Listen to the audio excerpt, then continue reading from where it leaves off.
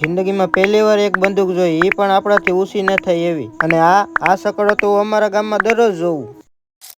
સવાર પડી હતી આપણે વરવડીમાના મંદિરે નડાબેટમાં. સવારમાં મસ્ત મજાના વરવડીમાં અને મહાદેવના દર્શન કરી લીધા. મસ્ત મજાના દર્શન કરીને અમે લોકો પૂગી ગયા હતા ઇન્ડિયા પાકિસ્તાન બોર્ડર નડાબેટમાં. નડાબેટ ઇન્ડિયા પાકિસ્તાનની બોર્ડરમાં એન્ટર થતા પહેલા આપણને બ્રેસલેટ જેવું કાંડું પહેરાવવામાં આવે. બ્રેસલેટ જેવું મસ્ત મજાનું કાંડું પહેરીને અમે થઈ ગયા દ્વારની અંદર એન્ટર. દ્વારની અંદર એન્ટર થયા પછીનું આપણું કામ શું હોય?